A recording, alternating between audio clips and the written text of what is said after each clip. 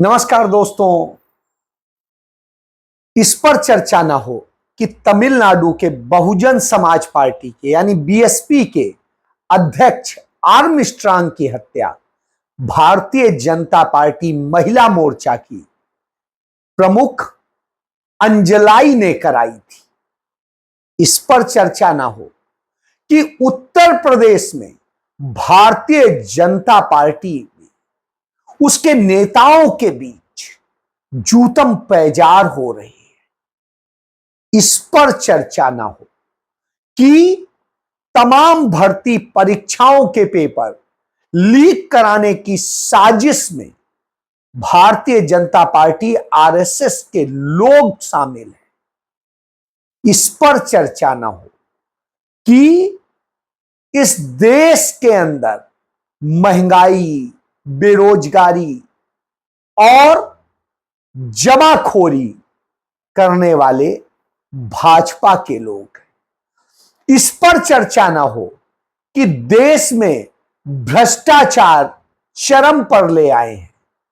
इस पर चर्चा ना हो कि इस देश के लोगों के जीवन को गर्त में ढकेल दिया गया है।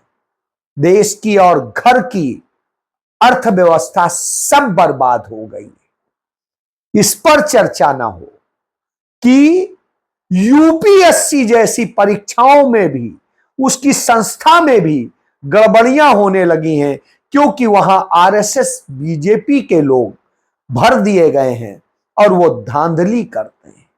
जी हां, यही स्थिति है। इसी के लिए जो साजिशें रची जाती हैं वो होती हैं कि आप नफरत में झुलसें, आप उन तमाम तरह की चीजों में उलझ जाएं और आप मुद्दे पर बात ही ना करें। आज प्रियंका गांधी ने बड़ा स्पष्ट कहा कि यूपीएससी जैसी परीक्षाओं में एक शुचिता होती थी, उसको खत्म कर दिया गया है। और राहुल गांधी बार बार यह बताते रहे हैं कि कैसे भारतीय जनता पार्टी ने, आरएसएस ने अपने लोगों को इस देश की तमाम संस्थाओं में, तमाम उनकी पोस्टों पर बैठा दिया है, जहां से वो सारी चीज को, पूरे सिस्टम को हैक कर ले रहे हैं। आज वो बिल्कुल स्पष्ट दिखाई देता है। उत्तर प्रदेश में 2017 में जब विधानसभा का चुनाव हुआ तो भारतीय जनता पार्टी को विधानसभा में 312 सीटें मिली थी। और उसके बाद में 21 नवंबर 2021 को आदित्यनाथ की पीठ पर हाथ रख के नरेंद्र मोदी चल रहे हैं, और इसकी फोटो खुद आदित्यनाथ ने शेयर की थी और उसमें लिखा था कि आकाश जैसी ऊंचाइयों पर जाना है, सूरज को उगाना है और न जाने क्या क्या। और जब उन्होंने यह लिखा था, आज स्थिति क्या है?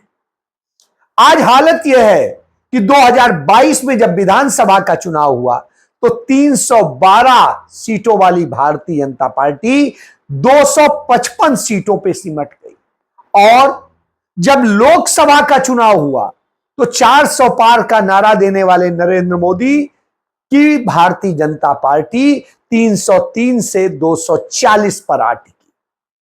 और उत्तर प्रदेश में सबसे करारी हार हुई और उत्तर प्रदेश में भारतीय जनता पार्टी को 33 सीट पे ही संतोष करना पड़ा, जो एक समय में 72 सीट पर पहुंच गई थी। अब कल्पना करिए कि किस तरह की, जब मंदिर भी बना दिया, सब कुछ कर दिया, फिर भी यानी जनता कुछ और सोच रही है और आप कुछ और कर रहे हैं, और आपकी पार्टी में सब सही नहीं चल रहा है।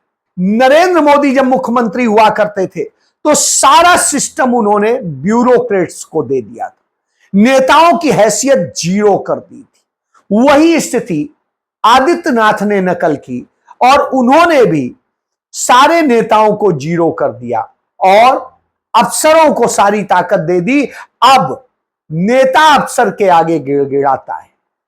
यह दशा हो गई हो तो स्वाभाविक सी बात है, पार्टी में संकट तो आएगा ही। जब कोई नेता अपने कार्यकर्ता का कोई काम नहीं करा सकता, उसके लिए न प्रदर्शन कर सकता है, न शोर मचा सकता है, तो फिर क्या करेगा? फिर तो मजबूरी में उसके आगे हाथ जोड़ेगा, और वो होगा नहीं तो वो बेचारा परेशान घूमेगा। तो ये नतीजे आते हैं। तो आज उत्तर प्रदेश की स्थिति है, और जो तानाशाही पूर्ण ढंग से चल रहा है, वहां बेरोजगारी जिस तरीके से हुई है वो सरकार प्रायोजित है, क्योंकि तमाम भर्ती परीक्षाओं के पेपर लीक हुए और सरकार खामोश है। यही स्थिति कमोबेश भारतीय जनता पार्टी के दूसरे तमाम राज्यों में क्यों हुई?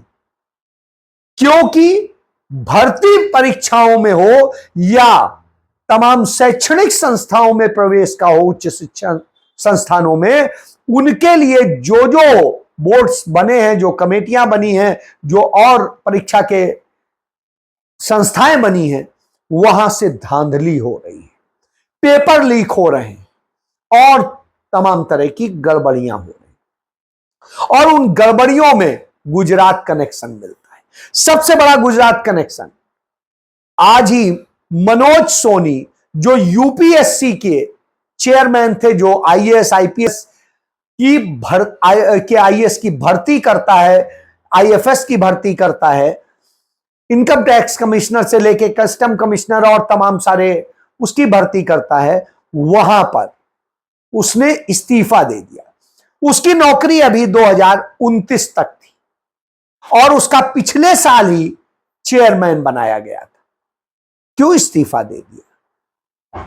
कुछ तो गड़बड़ियां हैं, अचानक क्यों दे दिया? ये सवाल उठता है। तो ये सवाल इसलिए उठता है क्योंकि गड़बड़ी कराई गई, और जो गड़बड़ियां हुई हैं वो सामने आ रही हैं। तमाम नेताओं के बच्चे जिस तरह से आईएएस बने हैं, और जिस तरीके से पूजा जैसे तमाम सारे लोग जो विवादों में हैं, वो आते हैं, गलत फर्जी सर्टिफिकेट, फर्जी सूचनाओं पर आ जाते हैं और कोई जांच नहीं होती। तो इससे समझ में आता है कितना गड़बड़ घोटाला चल रहा है। बहरहाल वो शोर मचे, उसके पहले धीरे से इन्हें बाहर कर दो। और एक दूसरे हैं जो प्रदीप जोशी हैं, जो पहले यूपीएससी के चेयरमैन थे, उससे पहले छत्तीसगढ़ में चेयरमैन थे लोक सेवा आयोग के, उससे पहले लोक सेवा आयोग मध्य प्रदेश के चेयरमैन थे और उन्हें आरएसएस ने रखवाया था। वो अब भी एनटीए के चेयरमैन है, और एनटीए की जितनी परीक्षाएं हुई हैं सब में धांधली की शिकायतें आई और पेपर लीक होने की शिकायतें आई और भर्तियां, परीक्षाएं निरस्त हुई और कुछ अदालतों में फंसी हैं। तो इस तरह की स्थिति हो, आप समझ सकते हैं किस तरह से धांधली हुई है। किसी एक सेंटर के ही 8-8 बच्चों को 700 नंबर पूरे मिल जाते हैं, कहीं पे एक ही सेंटर के बच्चों को 720 नंबर मिल जाते हैं, कहीं कुछ और मिल जाते हैं। मतलब इस तरह से जब खेल चल रहा हो तो आप समझ सकते हैं, लेकिन मोदी उस पर तो कार्रवाई करते नहीं। तो यहां ये स्थिति है। अब इससे पूरी नाराजगी है जनता में। दूसरा, महंगाई चरम पे है। महंगाई के बारे में कुछ बताने की आवश्यकता नहीं है। देश के लोग लगातार महंगाई से मरने की स्थिति में आ गए हैं और तमाम सारी समस्याएं खड़ी हैं। इसके बाद बेरोजगारी की दशा की बात कर लीजिए। बेरोजगारी इस कदर हो गई कि लोग अग्निवीर में भी जाने लगे, और अग्निवीर में जाने वाले तमाम बच्चों ने आत्महत्याएं कर ली। और जब बच्चे आत्महत्याएं कर रहे हों, जो शहीद हो रहे हो, उन्हें शहीद का दर्जा न मिल रहा हो, उनका कंपनसेशन न मिल रहा हो और तमाम सारी चीजें हैं, तो सवाल खड़े होते हैं। इसके बाद में भर्ती परीक्षाएं जितनी हुई हैं, उसके लिए एक जो सेंट्रल गवर्नमेंट के लेवल पे बनाया गया था, संस्था बनाई गई थी, वो आज तक 4 साल में एक परीक्षा नहीं करा सकी और उस पर 58 करोड़ रुपया खर्च कर दिया गया। वहीं दूसरी तरफ जितनी भर्तियां हुई हैं तमाम जगह, उनमें धांधली की शिकायतें आई। तो धांधली राज्यों से लेके सेंट्रल गवर्नमेंट तक हो रही है, समझ सकते हैं। इसके बाद तमाम जगह भ्रष्टाचार इस कदर है कि कहीं पुल गिर रहे हैं, कहीं ट्रेनें लड़ रही हैं, कहीं पे एयरपोर्ट गिर रहा है, कहीं सड़कें धंस रही हैं। और ये चंद चंद समय में बनी है, यह नहीं कि बहुत पुरानी बनी, तनक से वक्त में। और जब यह स्थितियां हो तो जनता सवाल करती है, जनता ने सवाल करना शुरू कर दिया है, वही तो डर है। दूसरी तरफ राहुल गांधी ने जो मोहब्बत की दुकान खोली, उसने नफरत को कम किया और लोगों को एक दूसरे से जोड़ना शुरू किया।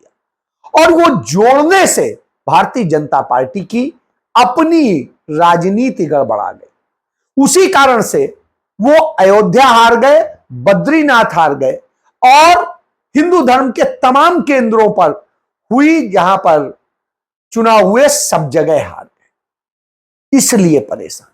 तो नफरत नहीं पन पाई तो भाजपा खत्म हो जाएगी, इस डर से अब नफरत का खेल चल रहा है। और वो नफरत का खेल कैसे चल रहा है? वो नफरत का खेल ऐसे चल रहा है कि तमिलनाडु में बड़ी कोशिश की थी भारतीय जनता पार्टी ने, नरेंद्र मोदी से लेके सारी ताकत झोंक दी थी, लेकिन भारतीय जनता पार्टी बुरी तरह हार गई, एक सीट भी नहीं जीत।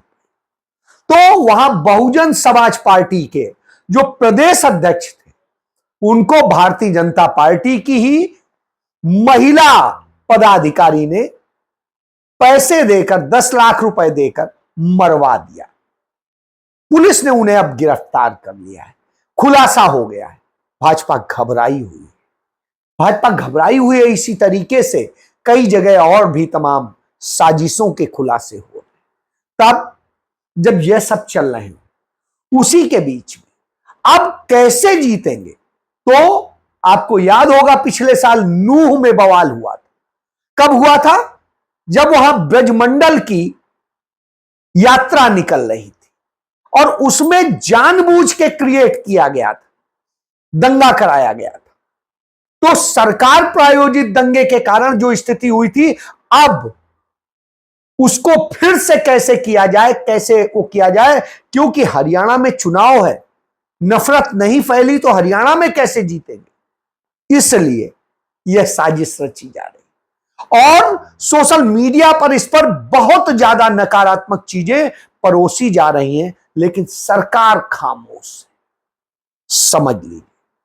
दूसरी तरफ उत्तर प्रदेश में ये सारे जो पूरी लड़ाई चल रही है और जिस तरीके से सिर फुटौल है, उस स्थिति से बचने के लिए, चर्चा को दूसरी तरफ मोल्ड करने के लिए मुजफ्फरनगर से शुरुआत होती है। जो कांवड़ यात्रा निकलेगी, उसके मार्ग पे आने वाले सभी खाने पीने का सामान, होटल और रेस्टोरेंट वाले और इवन फल बेचने वाले, वो भी अपने जाति धर्म के नाम के साथ में बोर्ड लगा करके बड़े बड़े घूमे, तब कहीं बेचे, तब बेचने दिया जाएगा। यानी साजिश करी जा रही है कि निकलने वाले आइडेंटिफाई करें, हिंसा करना चाहें तो कर लें और उनको आर्थिक तौर पे कैसे तोड़ दिया जाए।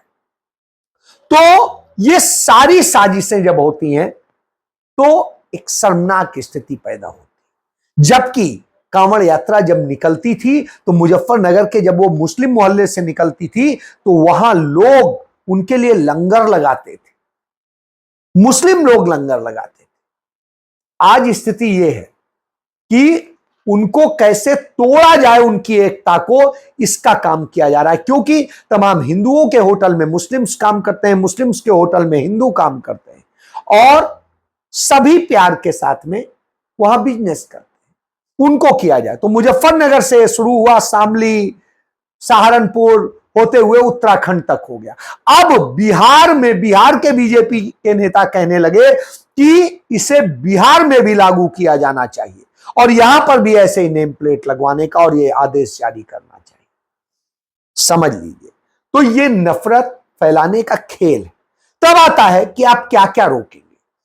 क्या आप खून नहीं लेंगे जब आपको जरूरत होगी ब्लड की?